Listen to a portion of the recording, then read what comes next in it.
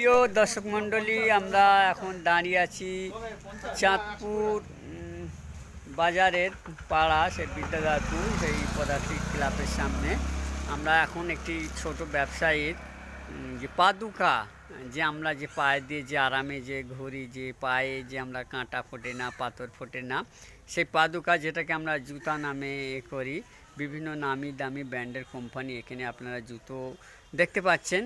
সেই ভ্যানে এখানে বিভিন্ন আইটেমের ছোট বাচ্চাদের থেকে শুরু করে বিভিন্ন মাঝারি সাইজের থেকে শুরু করে এবং বিভিন্ন আইটেমের জুতো, লেডিস থেকে শুরু করে জিন্স, সমস্ত রকম মহিলা পুরুষ সকলকে এই এখানে জুতা পাওয়া যায় বিভিন্ন নামি দামি কোম্পানির।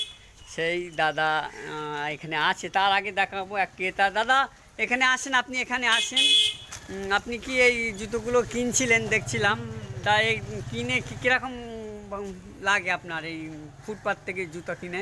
খুব ভালোই পরে আরাম লাগে এবং সুলভে সস্তায় পাওয়া যায় নাকি? খুব সস্তায় পাওয়া যায়। আচ্ছা, অনেক দিন ট্যাক্সই করে হয়। আচ্ছা আচ্ছা, ঠিক আছে। আমরা দেখছি এগুলো কি জুতো দাদা? ক্রপস জুতো। আচ্ছা, আর এইগুলো আচ্ছা আচ্ছা, হাওয়াই চটিও দেখছি। দাদা এই জুতো কি আপনার নিজস্ব, মানে নিজে তৈরি করেন না কোম্পানি থেকে? কলকাতা থেকে আনা হয়। আচ্ছা, আপনি কোথায় কোথায় ঘোরেন মোটামুটি? আমার এই মার্কেটেই থাকা হয়। মার্কেটে এই চাঁদপুর এলাকায় থাকেন আপনি? চাঁদপুর রাজারহাটের মধ্যে থাকা হয়। চাঁদপুর রাজারহাট। আপনি কোন কোন এরিয়ায় ঘোরেন? এই চাঁদপুর রাজারহাট পানাপুকুর এর মধ্যে থেকে যায়। এর মধ্যে আপনি থাকেন কোথায়? আমার বাড়ি সামনগর। সামনগর। কত বছরে ব্যবসা করছেন? এই 3 বছর। 3 বছর। আগে কি করতেন? ও ব্যবসাই করতাম, চাষবাস করতাম।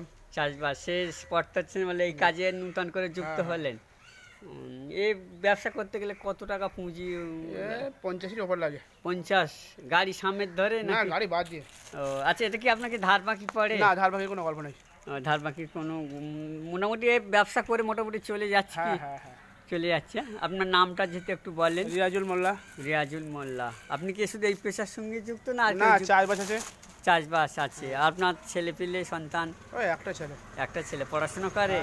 কত কিসে পড়ছে? এই 7-এ পড়ছে, বোর্ডিংয়ে পড়ছে। আচ্ছা আচ্ছা। তাই হঠাৎ করে আপনার এই মনে হলো কেন যে এই ব্যবসার সঙ্গে যুক্ত হয়ে জুতো ব্যবসা? কি করবো, বসে থেকে কোনো লাভ আছে? বসে তো হবে না, চিন্তা না করতে হবে তো। চিন্তা ভাবনা করতে হবে। আচ্ছা আচ্ছা, শুধু শুধু বসে থাকতে।